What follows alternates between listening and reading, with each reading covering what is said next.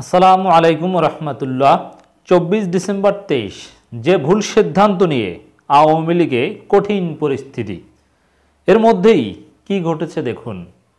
ওবায়দুল কাদের নিজেই আওয়ামী লীগকে ডুবাবেন। দর্শক, আওয়ামী লীগ নেতারা এমন এমন কথা বলছে যেগুলো ইতিহাস হয়ে থাকবে, যেগুলো আওয়ামী লীগের যে এই পাতানো নির্বাচন, একতরফা নির্বাচন, সেগুলোর পক্ষে দলিল হয়ে থাকবে। সামগ্রিক পরিস্থিতিগুলো আওয়ামী লীগ নেতারা তাদের পরিকল্পনা মাফিক সুন্দরভাবে করতে পারছে না। চুরি করলে সেটা গোপনে করতে হয়। সাপোজ জাতীয় পার্টি আসলে আওয়ামী লীগের পরিকল্পনায় 12টা বাজিয়ে দিয়েছে এবং আওয়ামী লীগ নিজেরা সেটা মেনে নিয়ে আরও 12টা বাজিয়েছে। জাতীয় পার্টিকে 26টা আসন এভাবে আনুষ্ঠানিকভাবে ছাড় না দিয়ে যদি কাগজে কলমে লাঙল এবং নৌকা ওই 26টা আসনেও প্রতিযোগিতা দেখিয়ে তারপরে জাতীয় পার্টিকে যদি কিছু দেওয়ার প্রয়োজন হতো সেগুলো লিখে দিয়ে দিত, সমস্যা ছিল না, আরও ভালো হতো। তো এটা একটা ভুল করেছে। আবার স্বতন্ত্র প্রার্থীদেরকে প্রকাশ্যে বৈধতা দিয়ে আরেকটা ভুল করেছে। এটা গোপনে গোপনে বৈধতা দিতে পারতো, যে না বহিষ্কার করবে না, বহিষ্কার করলেও সাময়িক, আবার বহিষ্কারাদেশ প্রত্যাহার করে নেবে, ইত্যাদি ইত্যাদি। তা তো করেইনি। স্বতন্ত্র প্রার্থীদেরকে সাংগঠনিকভাবে বৈধতা দিয়ে টোটাল নির্বাচনকে একতরফা নির্বাচন হিসেবে আওয়ামী লীগ নিজেরাই সার্টিফিকেট দিয়েছে। এখন আবার আর স্বতন্ত্র আওয়ামী লীগের মধ্যে মারামারি, ইগল নৌকার মধ্যে মারামারি, কাটাকাটি, রক্তারক্তি, কোপানো, এগুলো তো আছেই। এবং ওবায়দুল কাদের সাহেব একটা কথা বলেছেন, নিয়মিতই বলেন, এগুলো ডেফিনেটলি ইতিহাস হয়ে থাকবে। এবং আওয়ামী লীগের এই নির্বাচন যে কারচুপি নির্বাচন, কারচুপি মানে সাজানো পাতানো নির্বাচন, এটা প্রকৃতপক্ষে কোনো নির্বাচন নয়, এটাকে কোনো নির্বাচন বলা যায় না, নির্বাচনের কোনো সংজ্ঞার মধ্যে পড়ে না। সেটা ওবায়দুল কাদের সাহেব নিজেই কিন্তু কার্যত ফাঁস করে দিচ্ছেন। দেখেন, আমি যে বিষয়টা এখন বিশ্লেষণ করছি, ওবায়দুল কাদের বলেছেন স্বতন্ত্র প্রার্থীরা দলের হলেও প্রতিদ্বন্দ্বী ভাবতে হবে। দেখেন, দলের হলেও প্রতিদ্বন্দ্বী ভাবতে হবে, এটা কি আসলে প্রতিদ্বন্দ্বী? এটাকে কি প্রতিদ্বন্দ্বিতামূলক বা প্রতিযোগিতামূলক নির্বাচন বলে? নিজ দলের লোকজনকে প্রতিদ্বন্দ্বী ভাবতে হবে, এই কথাটার মাধ্যমেই তো একতরফা নির্বাচন সেটা একেবারে কাগজে কলমে প্রমাণ করে দিলেন, যেখানে কোনো প্রতিদ্বন্দ্বী নাই, প্রতিপক্ষ নাই, নিজ দলের তাদেরকে মনে মনে ভাবতে হবে। বীজগণিত করার সময় যখন মনে মনে ধরতে হয়, সাপোজ এইটা এক্স, এইটা ওয়াই, অমুক তমুক, তো এই সেই মনে মনে ধরার, এখন গণতন্ত্রকে আওয়ামী লীগ মনে মনে ধরার একটা পর্যায়ে নিয়ে এসেছে। এখন এভাবে মনে মনে ধরে বিদেশিদের কাছে, জাতিসংঘের কাছে সুষ্ঠু নির্বাচন দেখানো কি আদৌ সম্ভব?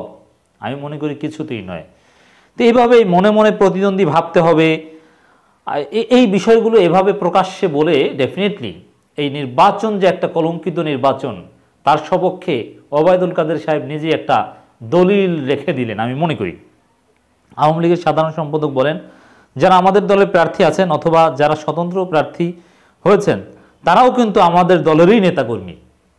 একথা বলার পর আর কিছু বাকি থাকে?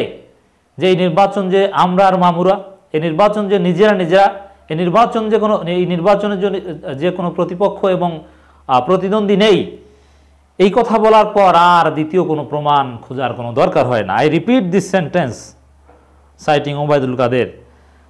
এই নির্বাচনে আমাদের দলে প্রার্থী আছেন এবং যারা স্বতন্ত্র প্রার্থী আছেন তারাও কিন্তু আমাদের দলের নেতাকর্মী।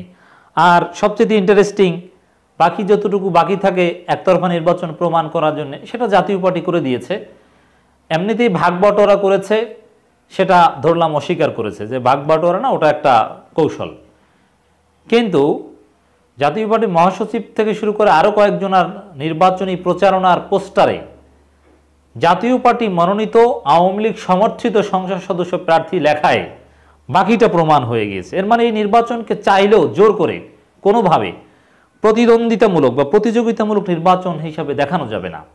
আর আন্তর্জাতিক বাংলাদেশের সংবিধান কিংবা আইনে কোথাও, আমি ভালোভাবেই খোঁজখবর নিয়েছি, একেবারে আরপি অধ্যাদেশ থেকে শুরু করে নির্বাচন কমিশন সংক্রান্ত, নির্বাচন সংক্রান্ত যত আইন রয়েছে, কোথাও নির্বাচনের কোনো সুনির্দিষ্ট সংজ্ঞা নেই।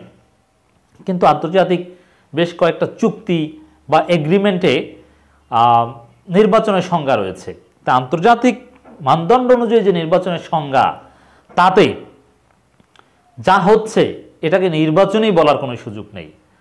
এবং এটাকে যে নির্বাচন বলার সুযোগ নাই সেটা বিএনপির অভিযোগ আমলে নিতে হবে না। বিএনপি জামাত বাদ বাংলাদেশ থেকে, আওয়ামী লীগের এবং জাতীয় পার্টির নেতাদের যে বক্তব্য তাতেই প্রমাণিত হয় যে এটা আন্তর্জাতিক মানদণ্ড অনুযায়ী কোনো নির্বাচনের সংজ্ঞার মধ্যেই পড়ে না।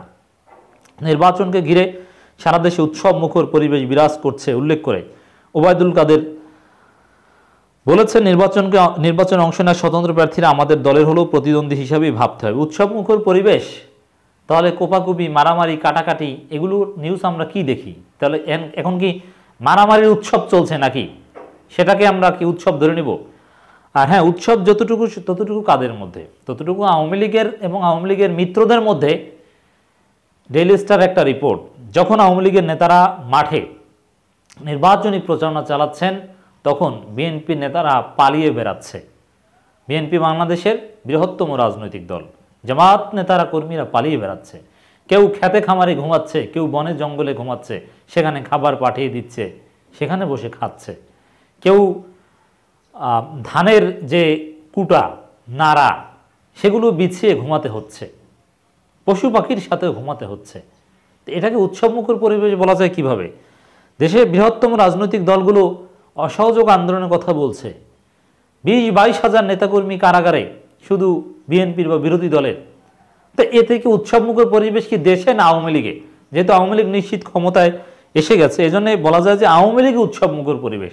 সামগ্রিকভাবে দেশে উৎসবমুখর পরিবেশ, একথা নৈতিকভাবে বলার কোনো সুযোগ আছে বলে আমি মনে করি না। রবিবার 24শে ডিসেম্বর দুপুরে আওয়ামী লীগ সভাপতির ধানমন্ডি রাজনৈতিক কার্যালয়ে এক সংবাদ সম্মেলনে তিনি কথা বলেন এবং দেখেন, এই কথাগুলো পলিটিক্যাল মাঠে বলা এক ধরনের, আর সংবাদ সম্মেলন করে বলে দেওয়া আর এক বিষয়। এর মানে স্বীকারোক্তি। এটা যে আদৌ কোনো নির্বাচন নয়, এটা ওবায়দুল কাদেরের স্বীকারোক্তি হিসাবে ইতিহাসে এটা স্থান পাবে। ওবায়দুল কাদের বলেন, এখন মানুষের মধ্যে নির্বাচনকে ঘিরেই আলোচনা হচ্ছে, অন্য কোনো আলোচনা নেই। হ্যাঁ, ইটস ট্রু, নির্বাচনকে ঘিরে আলোচনা, বাট সেটা কি ইতিবাচক আলোচনা না নেতিবাচক আলোচনা? This is question.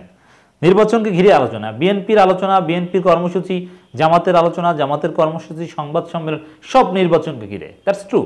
বাট নির্বাচনের পক্ষে না বিপক্ষে? বিবিসি বাংলার একটা রিপোর্ট দেখেননি যে আসলে এই নির্বাচনের জনগণের আগ্রহ কতটুকু? জনগণের আগ্রহ নাই, তরুণদের আগ্রহ নাই, আওয়ামী লীগের ভোটারদের আগ্রহ নাই। কারণ আওয়ামী লীগ নিশ্চিত ক্ষমতায় এসে গিয়েছে, সবাই বুঝে গিয়েছে। তাতে কি আগ্রহ থাকে না, জাস্ট কিছু ফর্মালিটিস বাকি আছে, আর কিছুই না। আমরা শান্তিপূর্ণ নির্বাচন চাই, সহিংসতা চাই না। প্রধানমন্ত্রী শেখ হাসিনার ভায়োলেন্স ফ্রি শান্তিপূর্ণ নির্বাচন চান। এখন বুঝে গিয়েছেন যে ইগলের প্রার্থীদের, স্বতন্ত্র প্রার্থীদেরকে, তার দল অনুমোদিত স্বতন্ত্র প্রার্থীদেরকে থামাতে পারছেন না। তারা আওয়ামী লীগের যে শান্তিপূর্ণ নির্বাচনের যে কমিটমেন্ট, সেটা ধ্বংস করে দিচ্ছে। অশান্তি তৈরি করা, হত্যার রাজনীতি আওয়ামী লীগ নিজেরা শুরু করে দিয়েছে। এজন্য এখন এই অহিংস বিভিন্নভাবে মোটিভেশন দিচ্ছেন, মারামারি করে না, ব্যবস্থা নিব, কিন্তু নানান কথাবার্তা বলছেন। আসলে দিন শেষে আওয়ামী লীগের নির্বাচনী পরিকল্পনা অলরেডি ব্যর্থ হয়ে গিয়েছে। ক্ষমতায় তারা থাকলেও যেটা হচ্ছে এটা নির্বাচন নয়।